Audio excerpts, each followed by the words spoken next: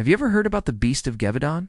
Well, if you have, then prepare yourself for an evening full of terror, because tonight we'll be telling you all about this horrible beast that was once the talk of the town. Welcome back to another episode of Nature's Vault. In today's video, we will be discussing the scary yet mysterious beast that created havoc in the small villages in France during the mid-1700s. So make sure to watch the video until the end to find out exactly what this beast was, and how people were forced to live in constant fear of their lives because of this creature. Also, don't forget to hit the like button before you leave, and let's get started. In the heart of France, nestled amidst rolling hills and dense woodlands, lies the region of Gévaudan.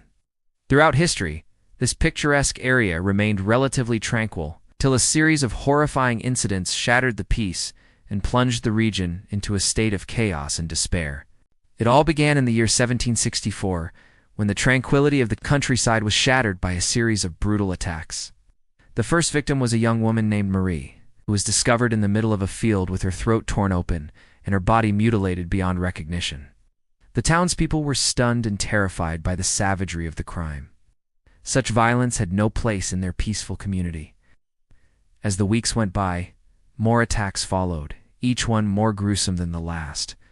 The culprit seemed to be a beast of immense strength and ferocity, capable of overpowering its victims and leaving them lifeless in the fields they once inhabited. Rumors began to spread like wildfire through the small villages. Villagers huddled together in the flickering light of oil lamps, sharing tales of a monstrous creature haunting the forest, preying on innocent lives. Some whispered of a hulking wolf, larger than any they had seen before, with eyes that burned like embers and jaws that could crush bone with ease. Others spoke of a grotesque hybrid, part wolf, part human, with matted fur and teeth that dripped with saliva. Each story added to the mounting terror, creating a breeding ground for fear and uncertainty. Amidst this escalating pandemonium, two young men known for their courage and hunting prowess stepped forward.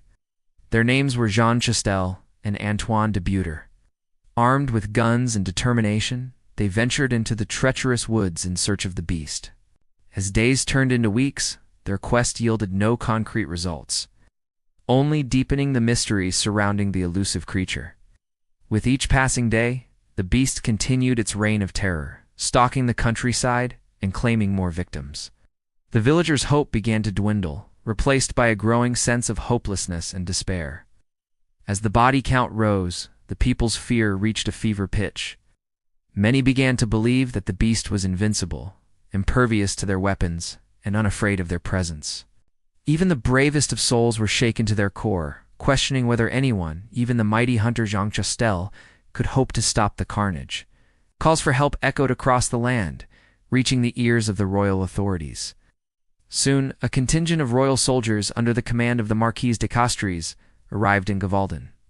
These seasoned soldiers, accustomed to the horrors of battle, were determined to put an end to the beast's reign of terror once and for all.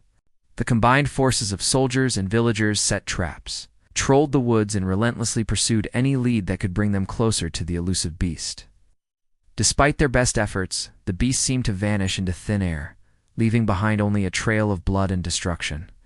Days turned into months, and the hunt became a full-scale manhunt. The entire region was mobilized, united in their common enemy. Yet the beast remained elusive, mocking their efforts with each passing day. As the intensity of the manhunt grew, so did the desperation of the people.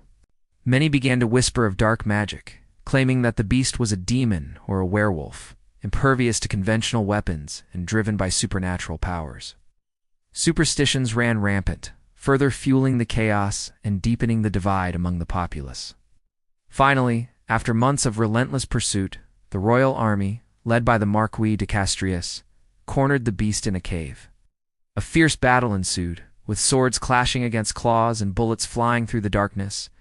In the end, the Marquis managed to strike a fatal blow, mortally wounding the beast.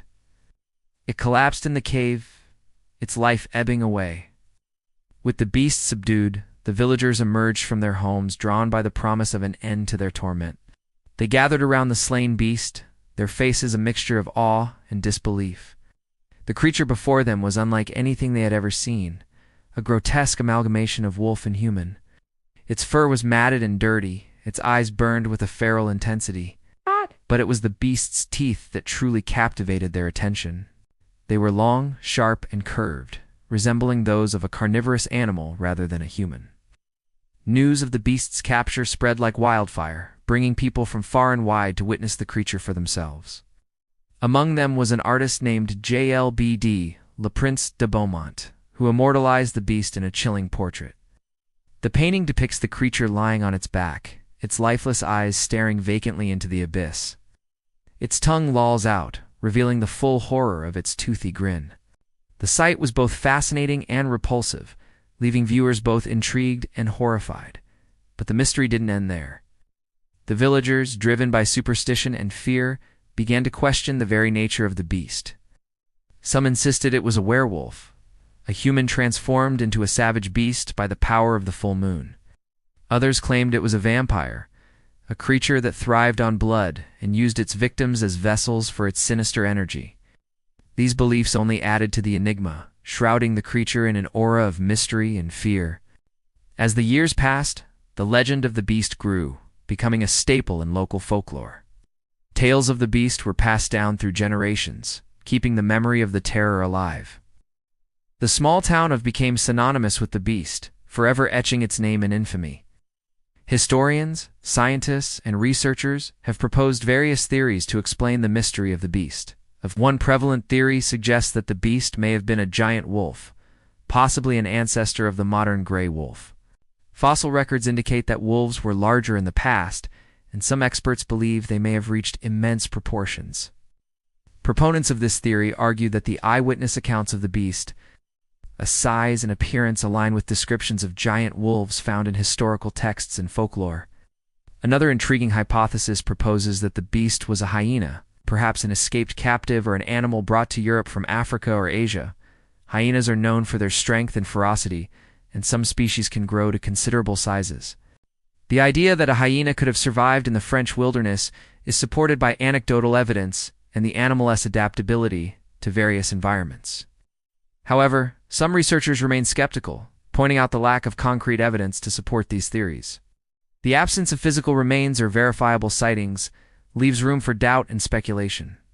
Could there have been an unknown animal lurking in the forests of something not yet classified or understood? This possibility has captured the imagination of many, leading to theories of a hybrid creature or an animal with supernatural origins. While the mystery of the beast continues to captivate researchers and enthusiasts alike, the truth remains elusive. Without concrete evidence or physical remains, the identity of the beast will forever be shrouded in mystery. Perhaps the legends and folklore surrounding the beast are all that remain of a terrifying chapter in history, reminder of the unknown that may still exist in our world. So what do you think? What do you think the Beast of Gévaudan was? Do you think it was just an animal? Or was there something else going on here? Let us know in the comments below. Thank you for watching this episode of Mysteries of the Past. If you enjoyed the video, don't forget to like it. Also, if you haven't already, please subscribe so you never miss out on any of our latest videos. We've got plenty more mysteries waiting to be uncovered.